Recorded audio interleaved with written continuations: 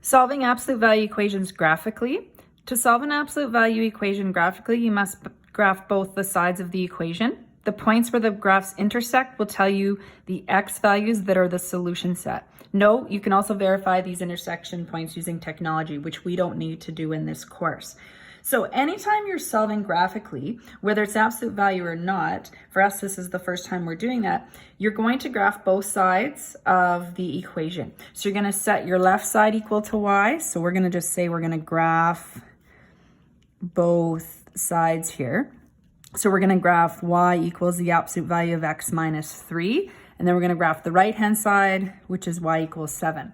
So we're reviewing our graphing of absolute values. So I need a pencil, remember, because I'm going to erase the part that ends up going below the x-axis. So I'm going to graph y equals x minus 3. And so that is a y-intercept of negative 3, has a slope of 1. So I'm going to graph that point right there. And again, I'm going to put that in pencil. Now, anything below the x-axis is going to flip up. So this becomes up like so. So we've got our answer now here. I think I need to extend it a little longer here for this question. There we go. Put my arrowhead here. This is no longer part of my graph. I want to make sure I erase that. Again, it's okay if I can kind of see, or you can see what you had before, so you're remembering what you did.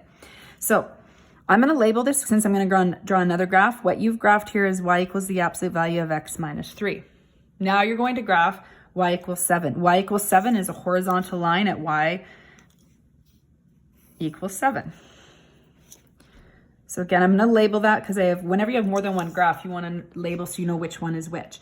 Now the answer is going to be where the graphs intersect. So it's going to be here and here. Now, it's really important, though, that it's just the x value. So the solution is the x value only of the intersection point.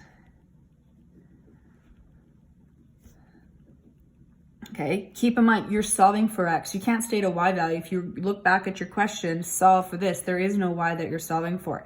So your x value would be at negative 4. So x is equal to negative 4. And you go here, also crosses at 10. So, and 10.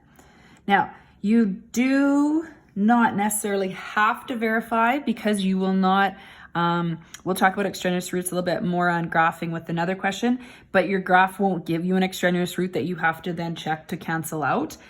You can verify if you just want to make sure that you've done your math right. So if you were to substitute these in, you would get them to be true. But you don't need to check for extraneous roots when you solve graphically.